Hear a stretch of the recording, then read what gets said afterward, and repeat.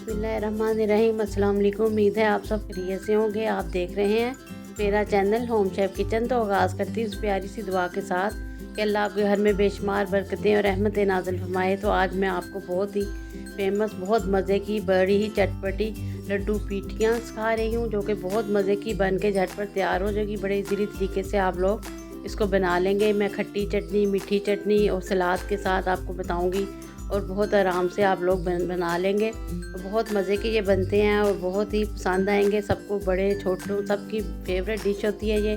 तो चलें फिर मैं आपको सिखाती हूँ किस तरीके से हमने इसको रेडी करना है।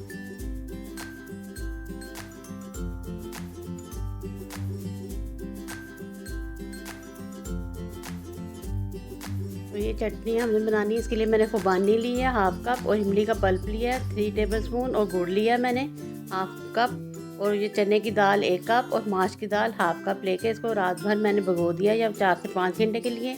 ये हम मीठी चटनी तैयार करेंगे। ये खुबानी का पल्प मैंने ग्राइंड कर लिया और इमली का ये गूदा मैंने मुँह गुठलियाँ करके तो इसमें डाल दिया और 1 कप मैंने पानी डाल के और गुड़ शामिल करके और नमक हाफ़ टी स्पून और मिर्च हाफ़ टी स्पून पिसी हुई हम इसमें शामिल करके इसकी चटनी तैयार कर लेंगे। इसको हमने बॉयल होने तक कुक करना है। जब इसमें अच्छा सा बॉयल आ जाएगा तो फिर मैं आपको बताऊंगी, गुड़ इसके अंदर सारा मेल्ट हो जाए।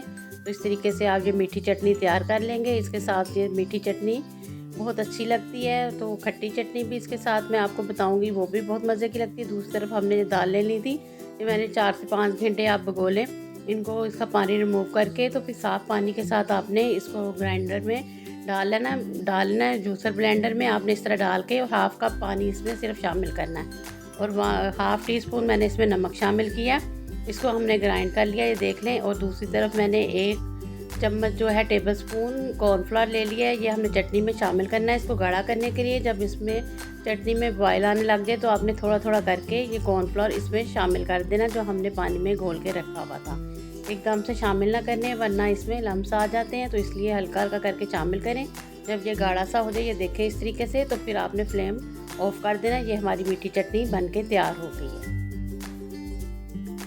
बहुत मज़े की ये बनती है, बहुत मज़ा आता है इसको खा के।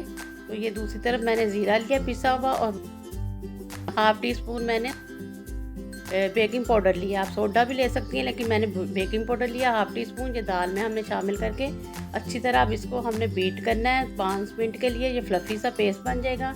ये हाफ़ टी स्पून मैंने इसमें काला नमक भी डाला है, इसको के पिंक सॉल्ट भी कहा जाता है। ये देखें, अब हमने मीडियम से स्लो हीट पे इनको कुक कर लेना। ये मैंने देखें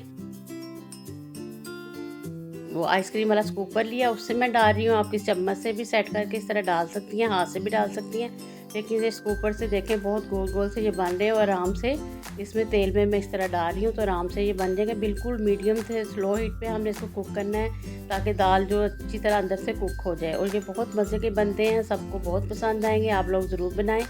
तो मैं बड़ी देर से सोच रही थी आप लोगों को सिखाऊं, लेकिन मूलियाँ अभी तक सीज़न में नहीं आई थी, अब फ़ौरन आ गई हैं। तो मैंने सोचा इससे पहले कि मूलियाँ आ गई हैं तो मैं आपको फ़ौरन सिखाऊं। मैं बड़ी देर से मुंतज़िर थी, मुझे खुद के बहुत पसंद है। तो ये देखिए इस तरीके से आपने बना के ये सारे, तो इसको रेडी करते जाना है सारे। मैं आपको बना के फिर मैं आपको बताऊंगी कि हमने इनको किस तरह सर्व करना है। बहुत मज़े के ये लगते हैं और बड़े झटपट बन के तैयार हो जाते हैं। और बस ये चटनियाँ इनकी हमने रेडी करनी है और बाद में ये पकौड़ों की तरह ही हमने इसको तल लेना और आराम से ये बन जाते हैं।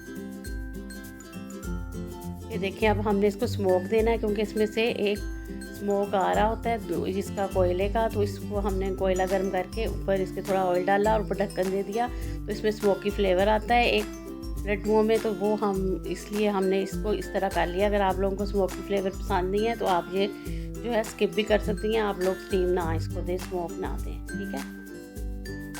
तो ये देखें इस तरह हमने 1 से 2 मिनट के लिए रखना है। तो ये सारी चीज़ें जो मैंने ये देखें अब मैं टेबल पे ले आई हूँ, ये देखें सारे मैंने इस तरह आपको रेडी करके बताती हूँ।